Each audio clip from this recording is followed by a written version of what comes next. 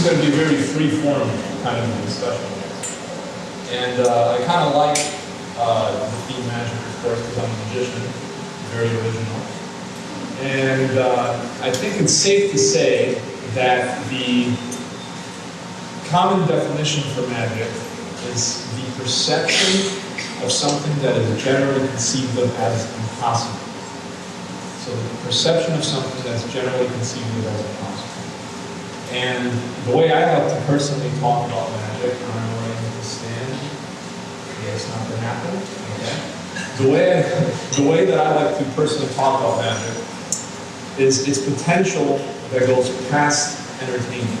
So the potential that it has to possibly break people's preconceived notion of the way things are. To kind of, in a way, to use the art of illusion, to pierce through the conceptual veil that we have of reality that blocks us from being kind of in the moment and present with what is. So that's kind of what I like to talk about in terms of magic's potential to affect people on a deeper level. And when I was thinking about this talk, I really wanted it to be something that I felt would potentially be beneficial for all of you. So I do want to share my story, and I want to tell you the challenges that I faced and the things that basically proved effective for me in becoming a magician and pursuing my dream of being able to do this full time and have the independence and freedom that I have today. Although I wouldn't say I haven't made it, I'm still definitely pursuing my dream. But in this pursuit, I'm in a place in my life where there's much more space and freedom and ability to do what I love and focus my attention on it. And, of course, do some magic.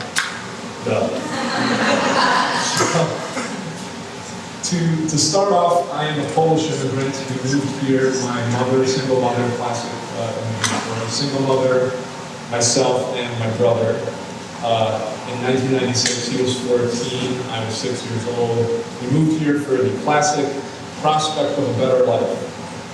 She thought there were more opportunities here, and et cetera, all those kinds of things. Around 7 years old or so, it started becoming apparent that, okay, I'm not seeing as well as the other kids. So we went over to an eye doctor. They couldn't figure out what was wrong.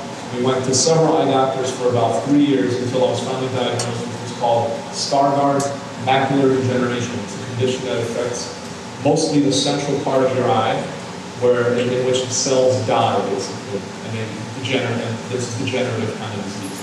I'm not sure if it's still going on for me. I hope it's stay with that. Around that same time, I saw magicians on TV, and I was just captivated. And I had to sit this close to the TV. So I started videotaping everything, the old VHS. I just became infatuated because I always had the sense, and I still do to this day, that anything is possible. I never had the sense that this physical reality is actually limited. I felt that it was much more mysterious and anything can happen. And actually, one of the things that I'm curious about, like I said, is the kind of mystical side of magic. That kind of ties into a lot of the new discoveries that are happening in the field of quantum physics and neuroscience, where the deeper they're going into this so-called objective reality, the more mysterious it becomes, and the less objective it seems. It seems like there's actually no separation between the perceiver and what's being perceived. It seems like they're actually one, and I'll get into that. I guess I digress a little. So I got into magic, did that all throughout school. I felt like it was a bridge for me to connect with people because I was a very introverted person and still am to this day. It is kind of a bridge. It definitely became a crutch as well, so everything's kind of a double-edged sword.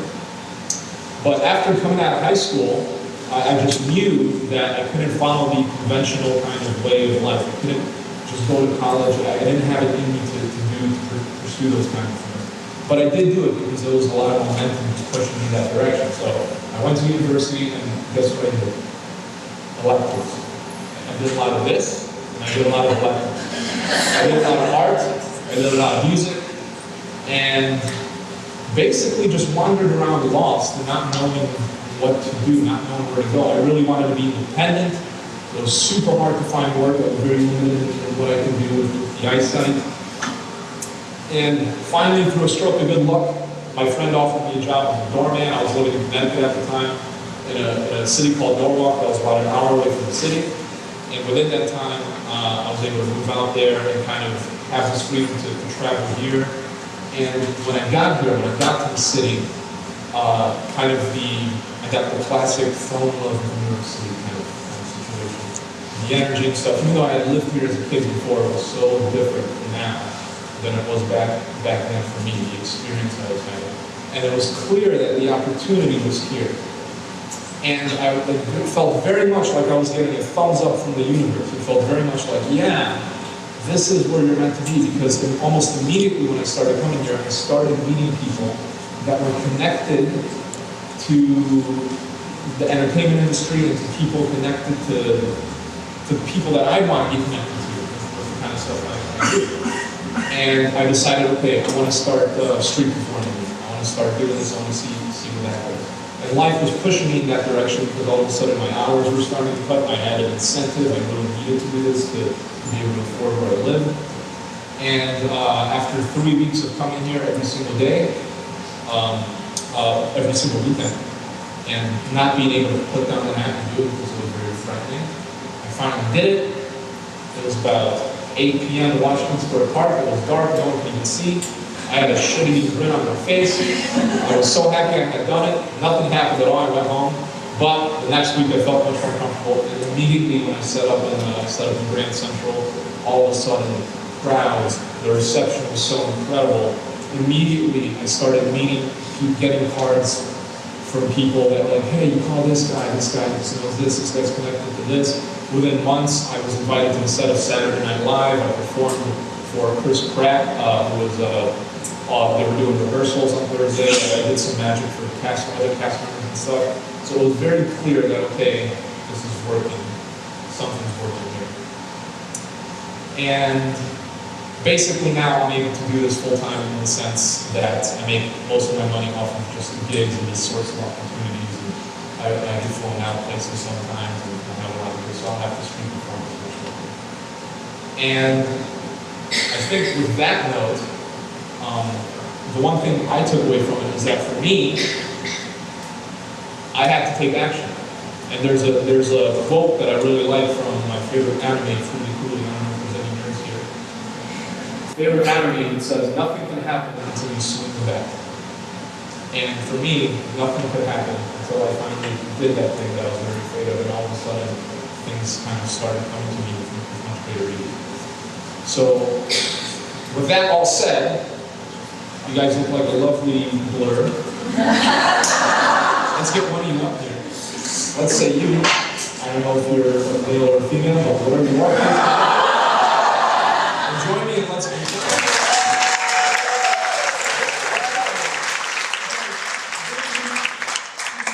Which is like amazing.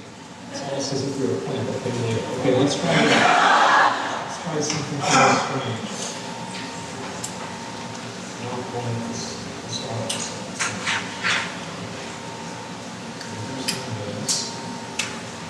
You know, because of my eyesight, the other senses get a little stronger. You guys are familiar with that kind of thing?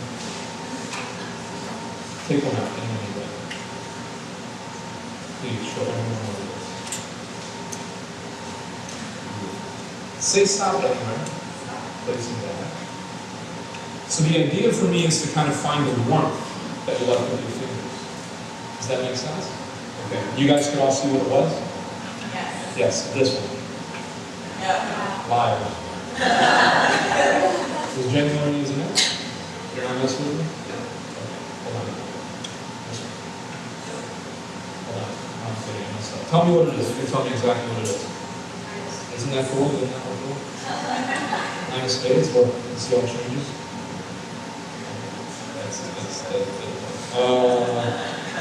I gave you the nine of spades. I did. Look at it.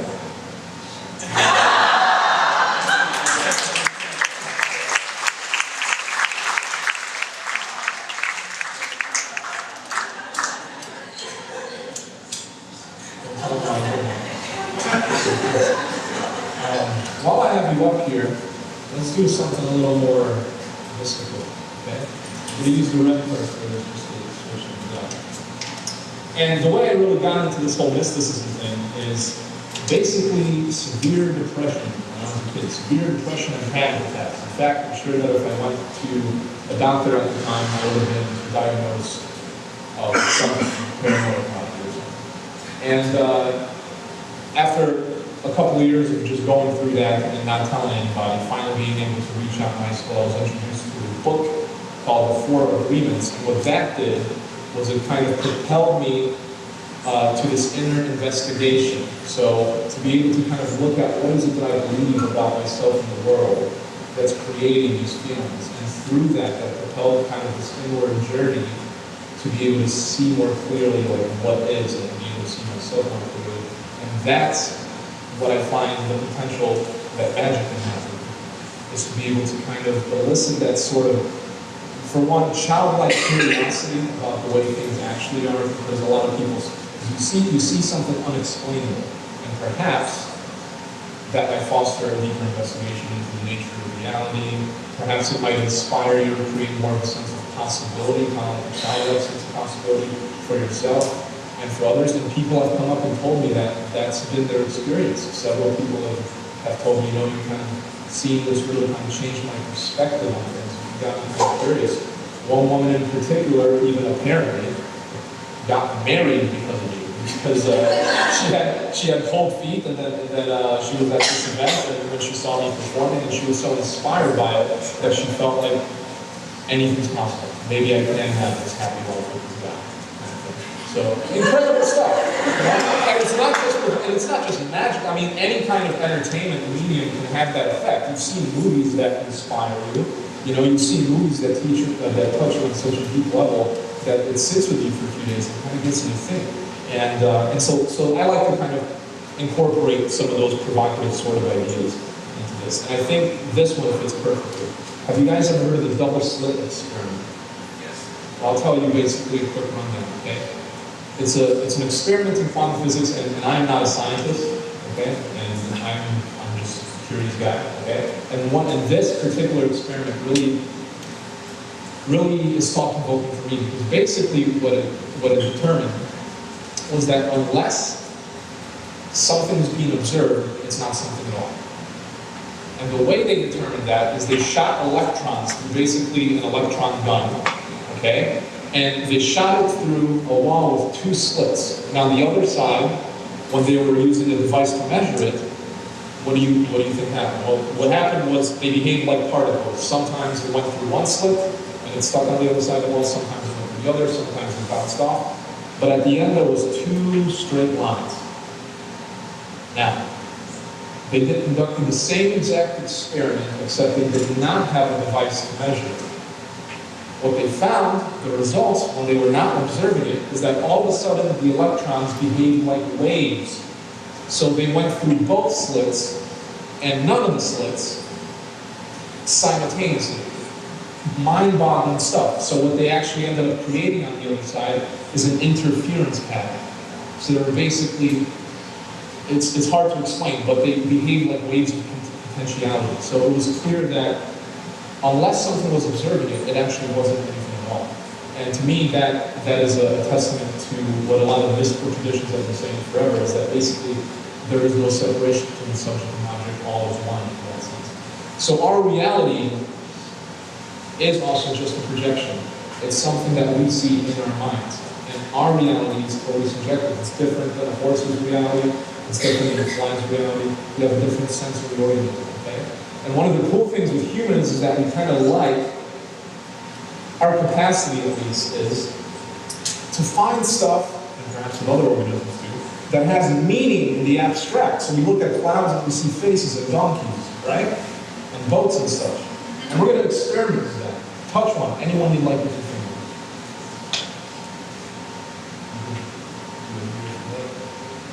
We're gonna, this one right here. We're going to leave it, and I don't want you to tell me what it is. Can you guys see it as well? Can we all see it? Yeah? Okay. Clearly this is not it. But I'm going to give you something abstract. In fact, I'm going to give you something that probably won't look like anything to you at first.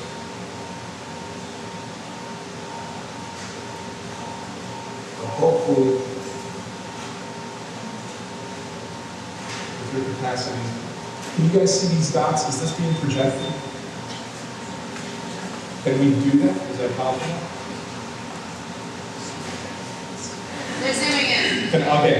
Can we see these dots? Yes? Okay. Do they look like anything?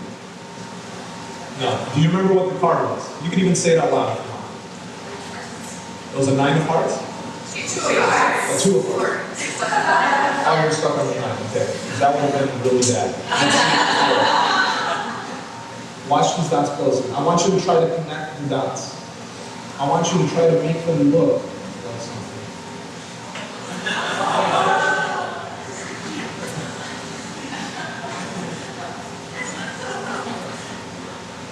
Did it work?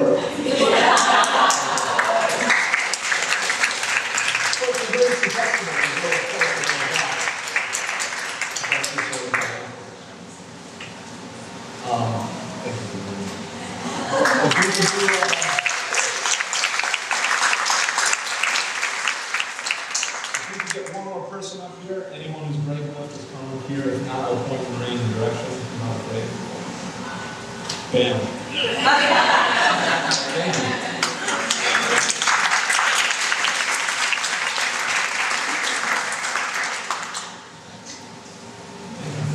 Good. All right. What's your name? Edgar. Pleasure. Are your names? We've met before?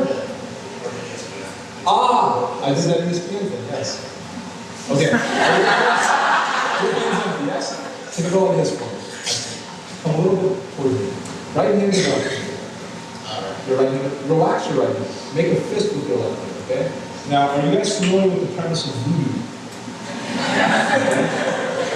The classic premise of voodoo, what we all think of is the voodoo doll. We think of one object connected to another object through invisible means. Again, I said I'm not a scientist. One of the cool things they found in quantum physics is that one particle can exist in 2 places at once. I don't even understand that. But that's what's happening now. And you know what's kind of interesting? Is these forces can sneak in much easier when you're not aware. One of the great premises of mystical traditions is to be present. Because if your lamp is not fully lit, any stranger can sneak in your house. You get the metaphor? So as I'm talking to you right now, I'm sneaking my stranger energy. Okay? So you should feel this because we're in, I don't know the word, we're connected, okay? Do you feel it? You didn't feel it at all. But you saw I drew an X on it, right? But it didn't even appear. You didn't feel it.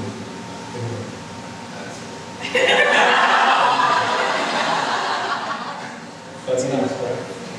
It is.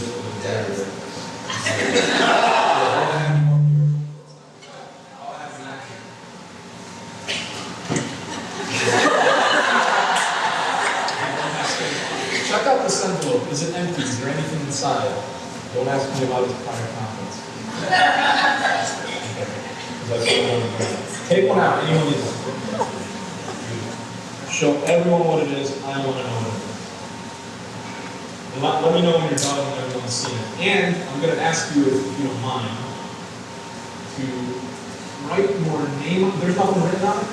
Okay. Write your name on it. Really, really big. And let me know when you're done.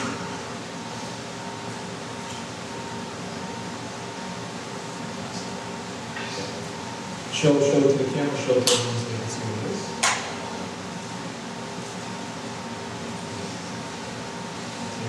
I'll take the envelope.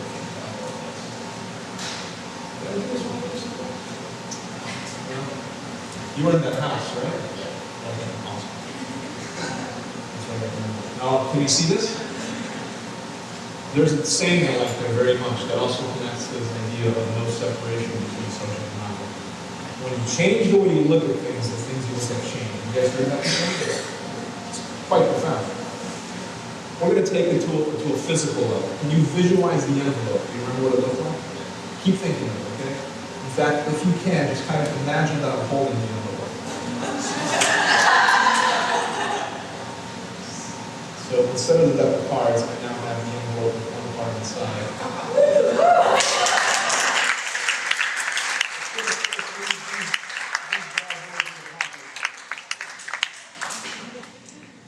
That's the way the world works. Thank you.